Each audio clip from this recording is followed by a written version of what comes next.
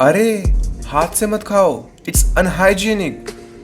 अच्छा, then what about this and this? दोस्तों, शायद हम में से कुछ लोगों को लगता होगा कि हाथ से खाना खाना अस्वच्छता और जंगलीपन की निशानी है। बट फिर भी हमारे दादा दादी और माँ पिता हाथ से खाना खाने पर भर क्यों देते थे? क्योंकि इसके पीछे बहुत से साइंटिफिक और स्पिरिचुअल रीजंस है।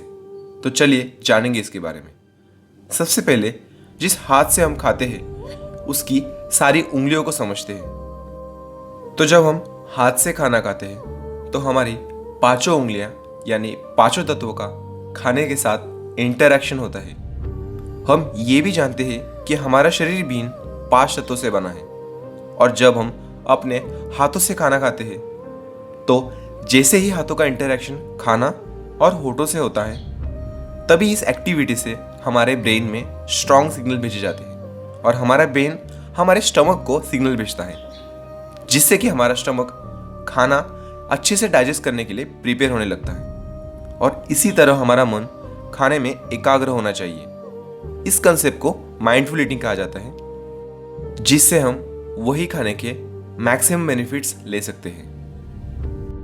दोस्तों, ये वाला पार्ट थोड़ा टेक्निकल होने वाला है, तो इसी तरह ध्यान से सुनते हैं। शास्त्र के अनुसार हर उंगली उन पांच तत्वों का विस्तार है जिसे हम हमारे बॉडी के पंच महाभूतास कहते हैं। हमारा अंगूठा यानी थंब स्टैंड्स फॉर अग्नि यानी फायर एलिमेंट, तर्जनी यानी इंडेक्स फिंगर स्टैंड्स फॉर वायु एयर एलिमेंट, मध्यमा यानी मिडल फिंगर स्टैंड्स फॉर अंतरिक्ष यानी स्पेस एलिमेंट, अनामिका which means ring finger stands for पृथ्वी यानी अर्थ एलिमेंट, और हमारी आखिरी उंगली कनिष्ठा जिसे हम लिटिल फिंगर कहते हैं स्टैंड्स फॉर जल तत्व यानी वाटर एलिमेंट। इसी तरह हमारी पांचों उंगलियां इन पांच तत्वों का प्रतिनिधित्व करती हैं। इसीलिए हाथों से भोजन करने से ये पांच एलिमेंट्स एक्टिव होते हैं, जिससे कि हमारे पेट में पाचक रसों को बाहर निकलने में मदद मिलती है।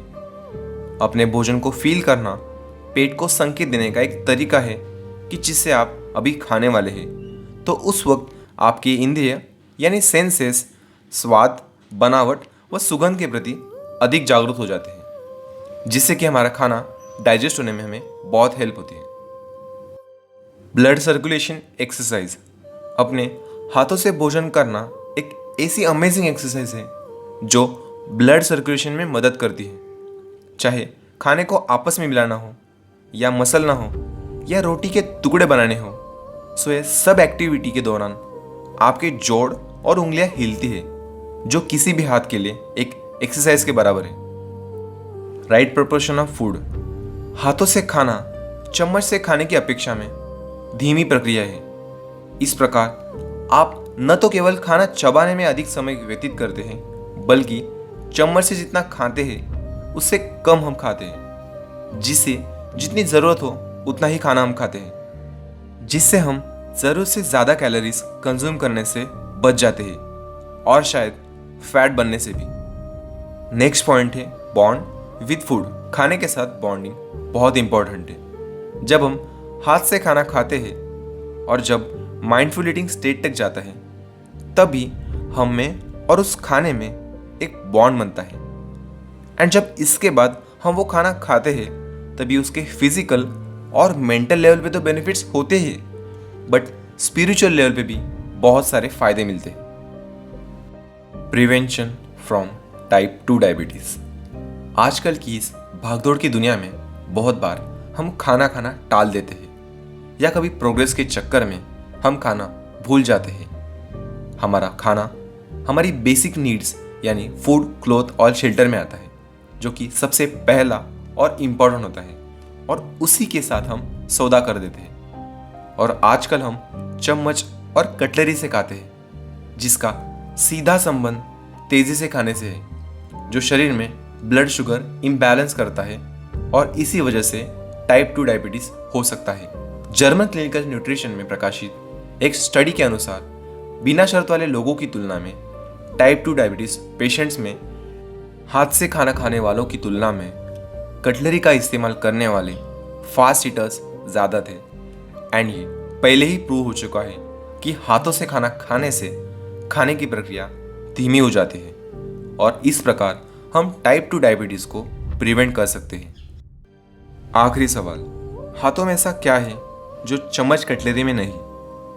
नॉर्मल फ्लोरा, ये हथेलियों और उंगलियों पर पाए जाने वाले बैक्टीरियाज होते हैं जो एनवायरनमेंट में हार्मफुल रोगाणुओं से त्वचा और शरीर की रक्षा करते हैं। इससे शरीर के कई हिस्सों को स्वस्थ रखने और पाचन में सुधार करने में मदद मिलती है। दैट डजंट मीन कि आपको हाथ धोने से बचना है, सो इसे प्लीज़ गलत तरीके से मत लेना, नहीं तो आपके पेरेंट्स हमारा चैनल बंद करवाएंगे। जोक्स अपार्ट, मुद्दे पे आएंगे। इतने सारे पॉइंट्स जानने के बाद यह कंक्लूड करूंगा कि हमारे पूर्वजों ने, ऋषि मुनियों ने जो चीज़ें बताई है बहुत सारा ज्ञान अर्जित करके और सोच समझ कर बनाई है। तो इन रूल्स को हम ब्लाइंडली फॉलो करने से अच्छा इसके पीछे का एक्चुअल रीज़न समझेंगे तो इन चीज़ों को और अच्छी तरह से और लंबे वक्त तक फॉलो कर पाएंगे। That is it for today guys. ऐसी और जानकारी लेने के लिए आप हमारी बाकी बहुत सी वीडियो देख सकते हैं। Thank you so much for watching. Think about it.